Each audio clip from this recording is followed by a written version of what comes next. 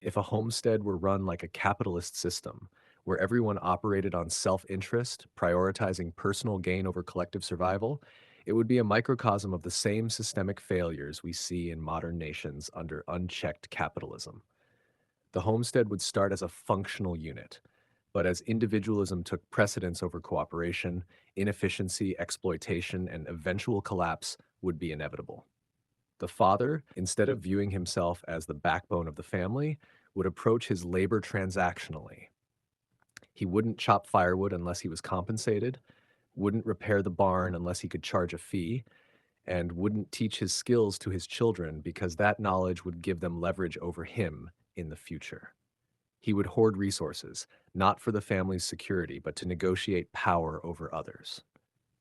This mirrors how corporations hoard wealth and technology rather than distributing it for societal progress. The mother, rather than managing the home as a central hub of stability, would monetize her role.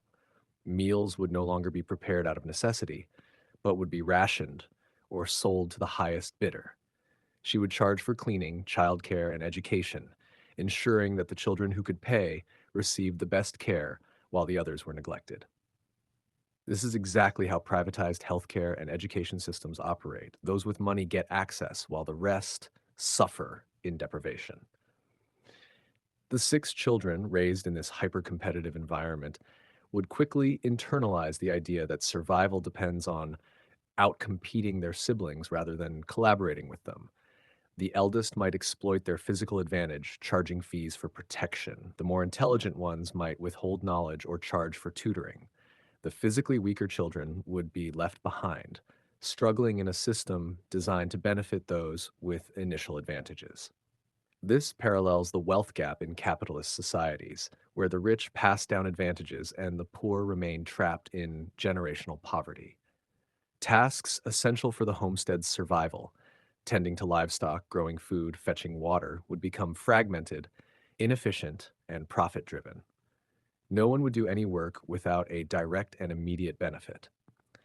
If one child had control over the chickens, they'd sell eggs at an inflated price. If another handled the crops, they'd hoard vegetables, creating artificial scarcity to drive up their value.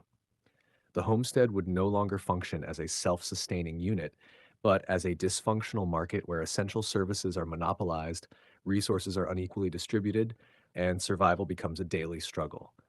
Conflict would become inevitable. When someone refuses to share food, others will steal it. When one child has control over the water supply, the rest become subservient.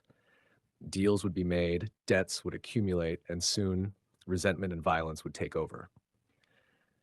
The father, seeing an opportunity, might begin governing by imposing rules that benefit him, taxing the children's earnings, demanding tribute for protection, and enforcing obedience through fear.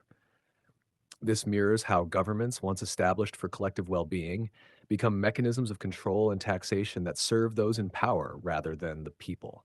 With no long term investment in sustainability, the land would be overexploited. Crops would be harvested aggressively without allowing the soil to regenerate. Animals would be slaughtered without maintaining breeding populations. The water supply would be drained without conservation efforts. The homestead, once capable of providing for generations, would burn through its resources in pursuit of short term gain. This is exactly how nations destroy their own environments for immediate profit, leading to long term catastrophe. Eventually, the homestead would collapse.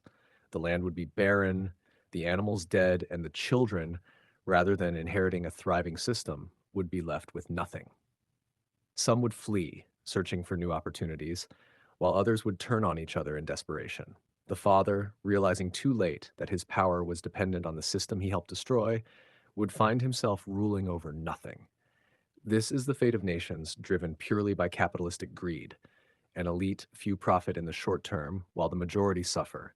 And in the end, even the elite are left with a broken, unsustainable system. The capitalist homestead is an accelerated version of what is happening to entire countries under modern capitalism.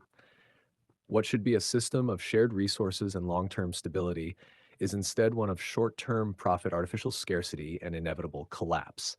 A homestead thrives only when people work together, just as a nation does. The moment selfishness overtakes cooperation, destruction is inevitable.